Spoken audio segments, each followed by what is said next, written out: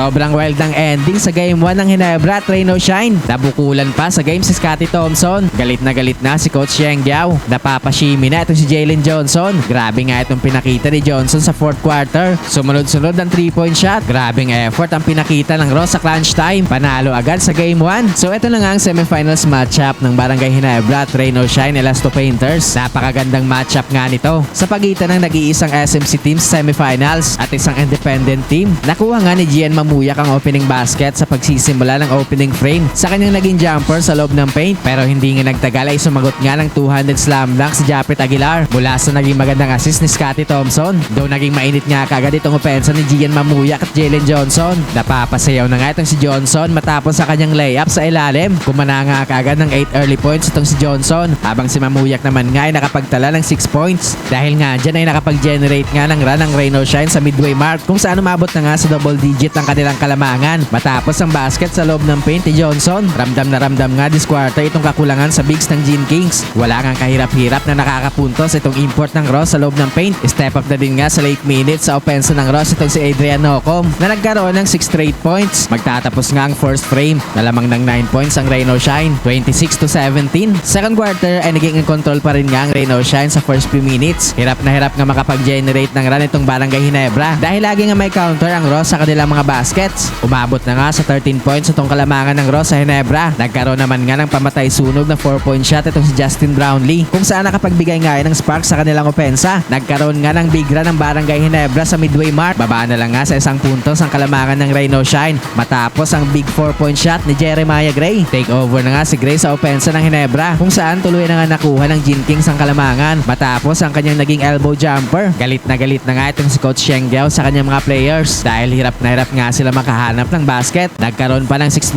run ng Barangay Ginebra papatapos ang quarter na nagmula sa and one play ni Justin Brownlee at 3-point shot ni Nards Pinto. Dahil nga dyan ay makakapagpabaon pa nga ng 7-point lead ang Gene Kings after ng first half sa score na 49-42. Third quarter ay nagkaroon nga kaagad ng wing 3-point shot si Scottie Thompson para gawing double digit ang kanilang kalamangan sa Rain o Shine sa first few minutes. Pero after nga nyan ay biglang nagkaroon nga ng run ng Rain o Shine, kung saan paunti-unti nga ang kanilang pagbawas sa kalamangan ng Gene Kings. Take over na nga sa kanilang opensa itong si Jonard Clarito na naging agresibo sa pag-atake sa basket. Tuluyan na nga nabawi ng Ross ang kalamangan matapos ang naging wing 3-point shot ni Adrian Nocom. Grabe naman itong tough 3-point shot ni RJ Abarentos. Bali wala ang dikit na depensa ni Anton Asisio para mabit ang shot clock sa kanyang 3-point shot. Naging dikdikan na nga itong labanan ng both teams sa late minutes. Hiyawan na nga itong crowd ng Barangay Ginebra matapos ang coast-to-coast slam dunk ni Justin Brownlee. Bigla pang uminit ang 3-point shooting ng Gene Kings papatapos ang quarter. Back-to-back 3-point shot na nagmula kay RJ Abarentos at Nards Pinto. Dahil nga dyan ay magtatapos nga ang third frame na lamang ng 3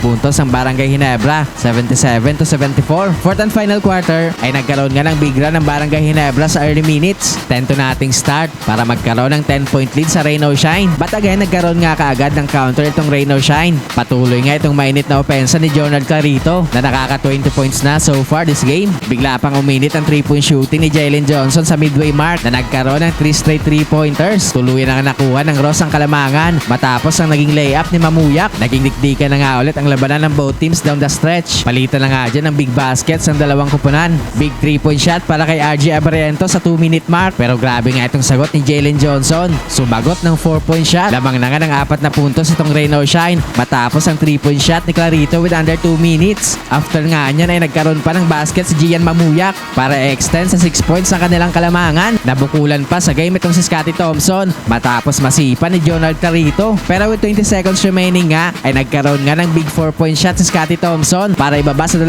puntos ang kalamangan ng Rain o Shine. Pero hindi na nga nagkaroon pa ng big basket ang Gene King sa late seconds. Kaya naman sa huli nga ay panalo ang Rain o Shine sa game 1.